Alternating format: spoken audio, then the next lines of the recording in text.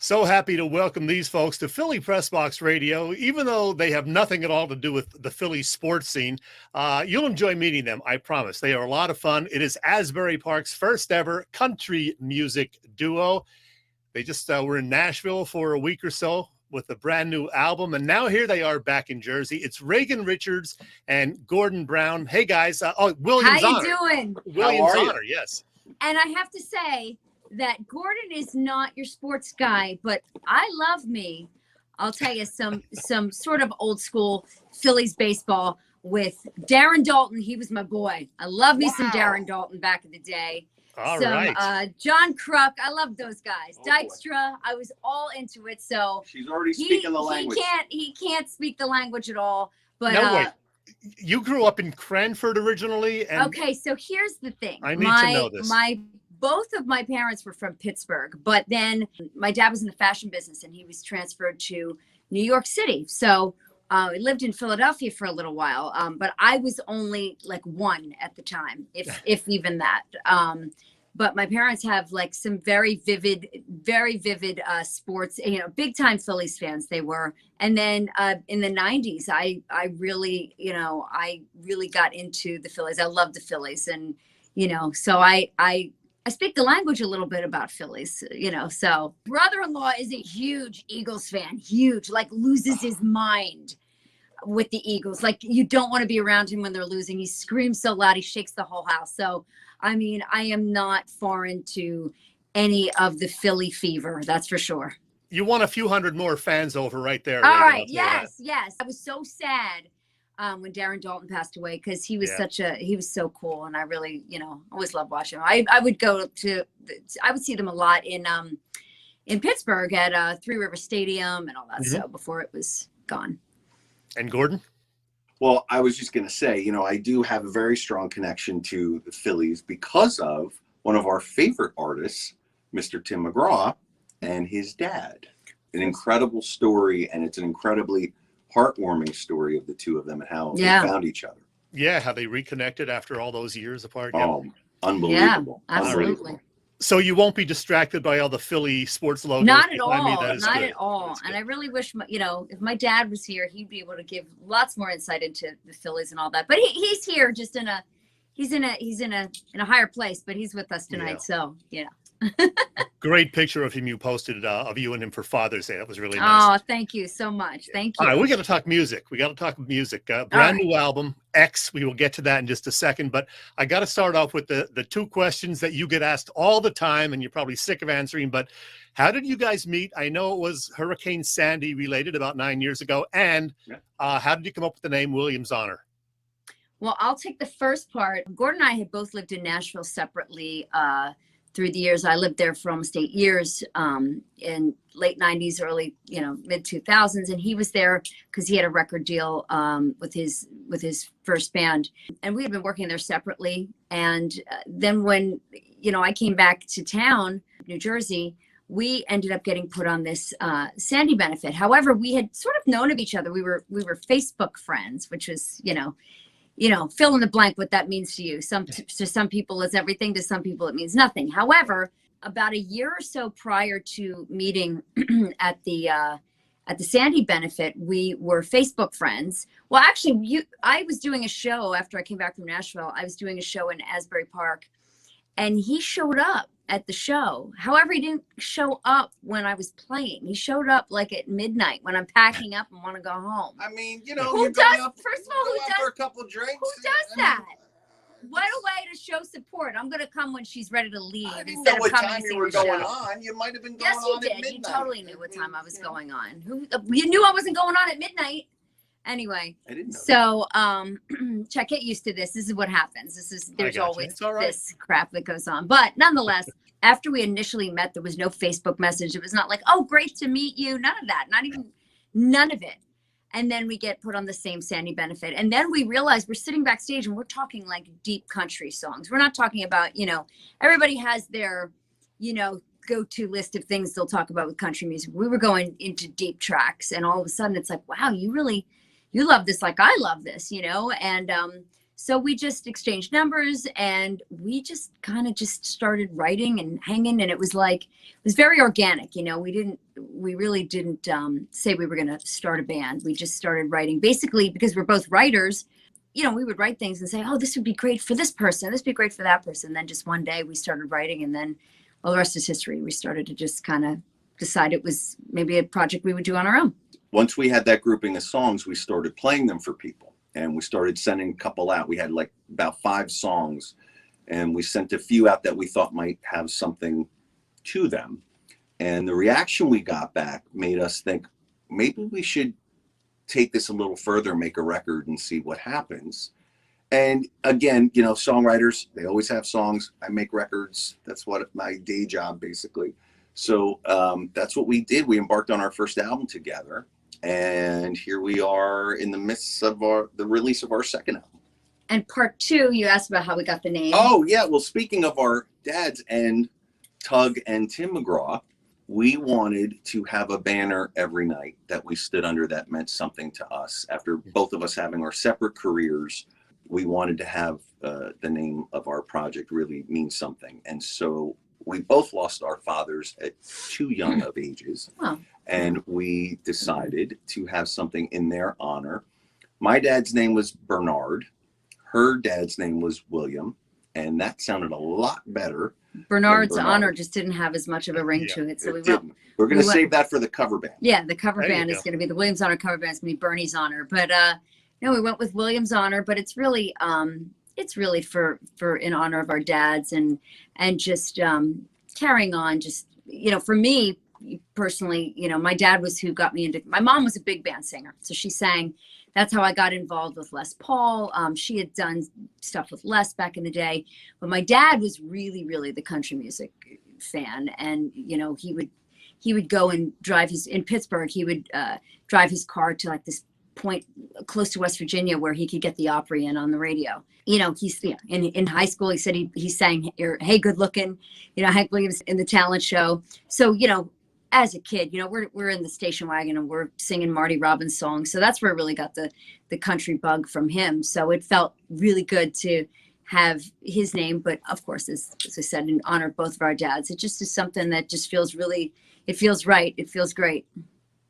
You mentioned Les Paul, and you actually worked with and sang with Les Paul for a few years. How did that come about? What kind of experience was that for you? Oh, gosh. You know, my mom, like I said, my mom's from Pittsburgh, and there was a place in Pittsburgh called the Holiday House.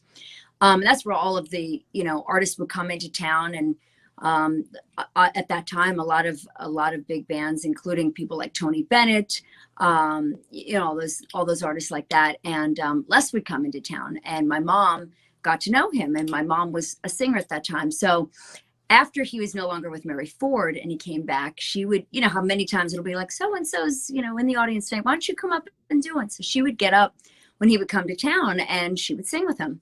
So, you know, pretty much I would say a lot of my teen years and later years, my mom would always say, we got to go see Les Paul. You have to talk to him and you have to see him. And it just never happened at the time. And was living in Nashville, and I came back during the summer, and my mom, and this was when he had his show. Anybody that, you know, followed Les and all that, he had a show every Monday night, 2 shows, an 8 o'clock and a 10 o'clock show. And he would do this amazing show at the Iridium. And so we went one day. She said, we're going to go. And so we show up at sound check, and the two of them just start talking like, you know, kids who hadn't seen each other since their high school days, you know, talking about the people that, you know, their mutual friends that they had. And so towards the end of the conversation, because it was like the never ending conversation, finally, she's like, my daughter, you know, I want you to meet my daughter. She sings. And he looks at me, he's like, 10 o'clock show, you're going to sing tonight. Okay. So wow. I sang, I did one song. And then the second, he said to me, you know, why don't you do another? Which everybody said, that's a good sign. If he asks you to do another song, that's a good sign. It's like getting called over to the couch with Johnny Carson. Oh, right. You know? Exactly. So I did the second song. And when we were done, his son said, you are now officially part of the Les Paul family. And that was in 2005. And from 2005 until he died, I just had this relationship where we did a lot of different shows. I met him at his 90th birthday year. And I didn't meet him until July. So I actually had missed, they had done a big Carnegie Hall thing for him in June, or in his birthday. However, I got to be part of, we did a big Roseland benefit for him. And we did something out in Los Angeles for him at the Gibson Amphitheater. And then I would sing with him at the Iridium quite a lot. So it was and I always say, no matter what I do in my lifetime professionally, and that will never be something that I just say, I mean, singing with Les Paul, the legend, and getting that respect from him is something that I really hold so dear to my heart. And I'm just, what an honor it was to share the stage with him. Well, Gordon, I mentioned you were in a couple of bands previously, Mr. Reality and Highway 9, but I saw in an interview, you never wanted to be a front man. You're happy to stay to the side? I'll tell you, I know my strengths and I know my weaknesses. I love singing along. That's, I grew up in harmony bands. Our first band put our very first record out, and we toured acoustically with my 12-string and an acoustic bass, and we sang together. That's where we tried to get our power from, and I was the main songwriter. And that band evolved, and it turned into Sam Hill and then Highway 9. And each band had a record deal and went on tour and all that stuff. We always came home to Asbury Park. And country music was a big part as we got into like our last 10 years there. And we were going to Nashville. We made our Highway 9 record in Nashville. And Reagan and I were both living in town. And supposedly we probably had run into each other, but never officially met. Yeah. And it's just incredible that her and I were able to, because of, the storm, really come together, which makes sense if you were in the room with us right now. It's part of the fun. And when we were able to put this band together, we saw something that she got me back into the band business, basically. I was fine being a hired gun and, going out on tour with people and making records and stuff. But I found someone that wanted to work as hard as I did. And I said, well, let's go for it. Well, I saw that Music City Nashville recently gave you guys a real nice review, but it said Williams Honor is comprised of the striking Reagan Richards and the uber talented Gordon Brown. Now, does that imply that Gordon's not striking or that Reagan's not uber talented? I am not talented and you are not striking. It applies that she's striking me, I think, is what it really applies. That's funny. And so I always laugh at reviews like that. I mean, I don't say that laugh at them. I mean, let me tell you something. We're always so thrilled when we get reviewed in such a positive way. But the choice of words are always interesting. I'm like, okay, all right. We don't care how they call us as long as they call us. That's you know right. What I mean? That's right. As long as we get there, it doesn't matter how we get there. Well, let's get to the new album. It is called X. Let's see if I can put it Yes. up. Oh, look, he's got the picture. Oh my God. You don't need me doing this. Small E and a capital X, which is excellent, by the way. It is your first full album since the 2015 debut that included some very well received, like No Umbrella and Send It to Me. Is the new album at all different in style than the first one? I heard in an interview you said there are more influences that kind of come through on this one. Well, this one is doubled down. This one is more of a concept album. Supposed to be listened to start to finish, 1 to 14, sort of in a row, because it sort of tells a story. Again, we're songwriters. When we're on the road, there's always something that sparks a thought, something that both of us could say, write it down or get in the voice memo. And we found that, there were a lot of people back home when we were on tour that were breaking up. And so we found that a lot of the songs that we were writing for this record, and it wasn't even something that was really, you realize you were doing it, but, all of a sudden you're like, wow, this is sort of breakup-ish. And next thing you know, you have 4 songs that you've said, this will be for the new record, they're all breakup. And I'm like, wow, this is sort of like, this is the breakup record. And for the longest time, we were referring it to as the breakup record. But then, unfortunately, people might say, people that don't know, I don't want to listen to a breakup record. That's too sad. I don't need that. And, after the 14 songs we selected out of all the ones we've written, we said, you know what? Yes, there's obvious breakup connotations to it. But, you know, first of all, a breakup can be the happiest thing you've ever done in your life, you know. But there's also, with breakups come other things: empowerment, appreciation for things that you maybe took for granted before, as in the, you know, maybe the case of like Learn to Walk, a song about somebody really appreciating their mother or whoever it is that stood by them since day one. You know, just songs like that, you know, leaving, just starting a new, maybe saying goodbye to the old you, you know, breaking up with the old you. You're just not happy with who you are, and you just need to make a clean break and start over. And so we felt like when it was all said and done, we had 14 songs that really could represent anybody. You know, it doesn't have to be that person that just, you know, is tear in their beer, you know, which we do have a couple tear in your beer songs. We're not going to lie. We've got like First Comes Love, Then Comes Damage. It's a sad song. But there's other ones that are going to get you off your feet and say, you know what, life is short. Let's have a great time. And, you know, you just got to live, you know. And we still make records the old fashioned way. You know, we believe in the full entire album. We're not here to do like a good song or two. We like to write a little bit, get a song that we feel is the bar, and then we want to match everything to it. We want to make sure that what we're doing keeps the bar high. So, you know, again, same thing like the first album. We had a grouping of songs. We started to like them. We got some critique. We knew we were onto something. And then we doubled down on the things we started on the first record: traditional country music, modern country music, our Jersey roots, which, I mean, we're so proud of this album because there's name checking, there's music reference checking. We will be pegged for where we come from, and we're proud of that, and our love for country music. It's unmistakable. So many of our influences too. I mean, you know, when you take genres away from things, we're music fans. Just, you know, most people will tell you. That's why I think it's interesting when people are like, well, I don't like country, or I don't like this kind of music, or I don't like that. You know, you love music. You know, when you first discovered music as a child, you weren't putting it into a box. You would just loved what you heard.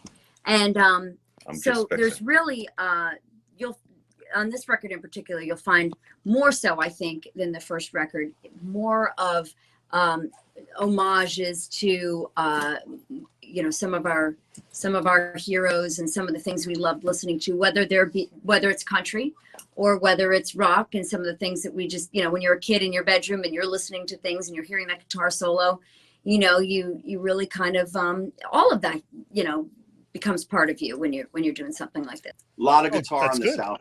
That's good for you. Oh, go ahead. Sorry. That's good for you. A lot of guitar.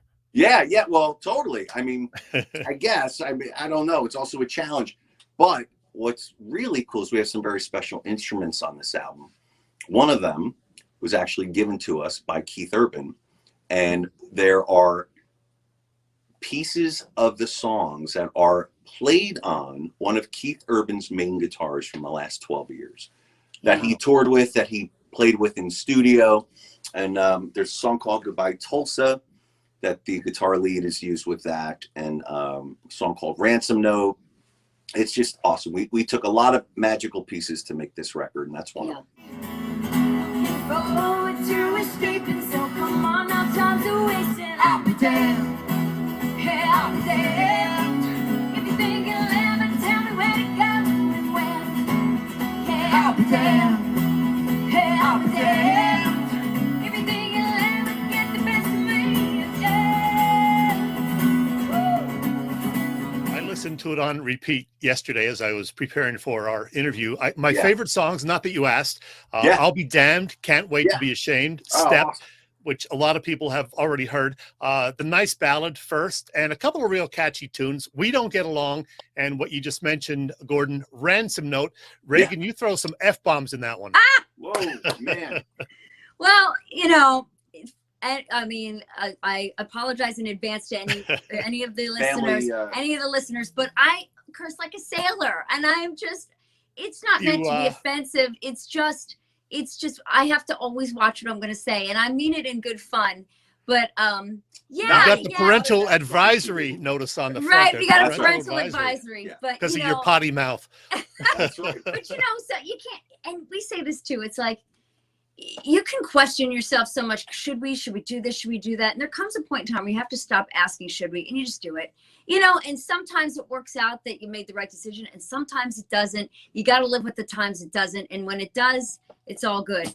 And you know, that song Ransom Note in particular, if anybody remembers the Goodbye Earl song by the Dixie Chicks back in the early 2000s, that was you know, that was a very tongue-in-cheek, where the husband was abusing the wife, and the Dixie Chicks are singing that Earl had to die, and they killed him with the Black Eyed Peas. Well, you know, we are in a different time now. It's 2022. That's probably not the best thing to do, to say somebody has to die. We don't want to be all of a sudden, you know, banned from, you know, everywhere. But we figured, okay, you know, let's have a little fun with this. So from Jersey. So, you know, Sopranos was a big show. You know, let's just have a little fun. We never kill the person in the end. Just giving away little spoiler alert. We just never put them in the trunk. We just have a little fun with them. Drive them down the parkway while they're listening to Springsteen. We don't like seeing somebody just, you know, beat somebody up on a parking lot for no reason and then go in and request Skid Row by the cover band. So we're just going to have a little bit of fun with them. And so that's just sort of like, it kind of represents Jersey and our country. Somebody said it best, and I'm gonna have to quote them. Okay. Our pal Aura Guadano said that song Ransom Note is if Little Big Town and Bruce Springsteen had a baby and Miranda Lambert raised it. I'm like, there you go. I love it. I love it. We'll take it. Hey, We'll take it. speaking of Springsteen, we got to give a shout out to our mutual friend Tom Cunningham, TC of 107.1 The Boss. I've known him since the mid 80s when we worked together at WPST, and of course was at his show Outside Bar A back in late April when I met you guys. Oh my gosh, that was a great day. Yeah, that was a fun morning, and you both know this already. Tom is a good dude. Yeah. Oh, Tom is absolutely, we adore Tom. One of our favorites for a long time. Really, really a support and a great human being. And we'll follow him anywhere. Anywhere he goes, we're there. By the way, I noticed in your website bio that you are affectionately nicknamed GNDAR. Well, Axl Rose is on the phone for you guys. Oh, well, I've been meaning to talk to him. They're GNR with a little N, and we're G and R. Yes, with the ampersand, I know. Yes. The lawyers are already on it. We're That's good. right. That's yes. right. All right. Now, in addition to the new album, you revealed the other day that you'll be doing some live shows in Asbury Park very soon. Williams Honor Expo, E-Expo. Yes. Give me the details. All right, GB, take it away. So, a new record comes out, you throw some release parties. So we just did one in Nashville, as we were discussing. We're doing one in Pittsburgh in August. And our Jersey dates right now are Wednesday, July 20, 21, and 22. A 3-day extravaganza. Full-on Williams Honor Expo, where each day is something different. And we're holding it at the Berkeley Carteret in Asbury Park, New Jersey, where Johnny Cash and June Carter lived back in the 80s. And they were part of the redevelopment of Asbury Park when they first tried to start it back then. And there is a club in the hotel called Johnny and June's that we're going to be performing in with our full band in the middle of the expo on the Thursday. The first night, we're doing a writers and producers seminar for all the musicians and all the people that love the art of, you know, recording and making music. And then the Friday night is... Can I tell them the name of it? You go ahead. GNR X's and Hoes. And it's a rock cover show, but we're going to also influence some of, you know, the Williams Honor, you know, some of our heavier songs, but yeah, some of our favorite rock songs, you know. So yeah, X's and Hoes. Yes. Who's on the phone now, Chad? Who's calling us? Are we getting banned yet?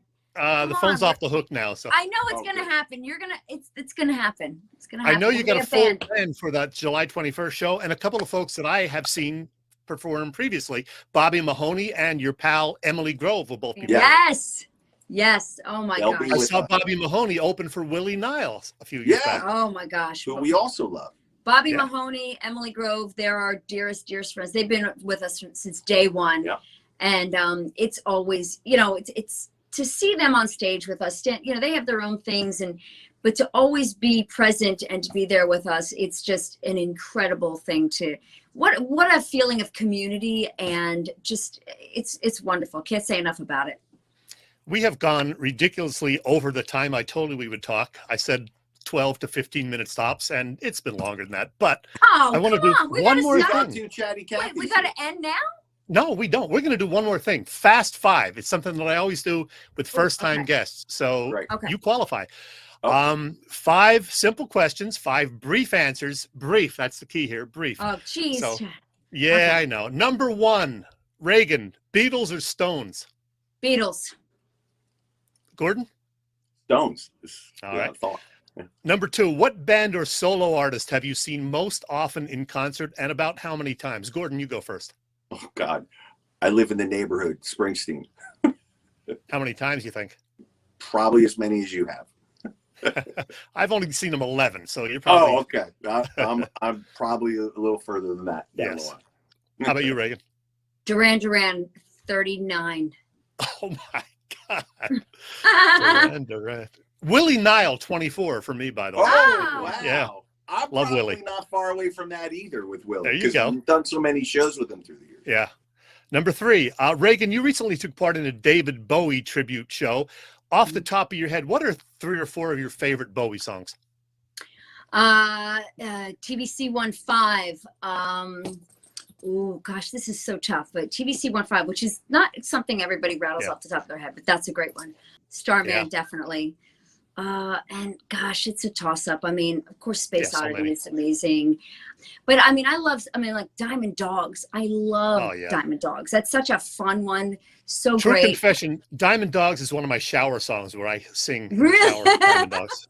As they pulled you out of the oxygen. Right, You know. the oxygen tank. Yeah. Oh man, that's I so know all great. the words. Get him up to jam with you. Yeah, maybe I think it's gonna No, that is not happening. Gordon, what is Yeah. the first LP you remember buying or owning? Man, well, there was a bunch. I can tell you that I definitely had my hands on some Kiss records as a young child. A next door neighbor was selling them for $1, and on my way home from school, I begged to bring him change in a white envelope full of pennies, which I got. And it most likely was Destroyer and Kiss Alive, and that set me on fire for the rest of my life. My first was Magical Mystery Tour by the Beatles. And my first concert was Kiss in 1976. How about that? Oh my There gosh. you go. That was the Destroyer. That's tour. amazing. Yeah. Harrisburg, Pennsylvania. Wow. Oh wow. Finally, favorite boardwalk food, you guys? Well, I mean, ice cream. I always have to get an ice cream cone when I'm on the boardwalk. And pizza. I mean, The come big on. pizza Yeah. for me. Gotta Yeah. Me too. I mean, I love that too. Don't get me wrong. I mean, I'll have the pizza first and then I'll have the ice cream. But yeah. Yeah. Check this duo out. Williams Honor. Find them on Facebook, Instagram, Twitter, Spotify, YouTube. Sample their music. Buy it. The new album Yeah. is called X. Support Jersey Shore country music. These guys do it. Reagan and Gordon. Thank you, I'll Chad. be We damned. really That was a appreciate blast. it. We had Thank a you. pleasure. It's so much Pleasure fun. being with you.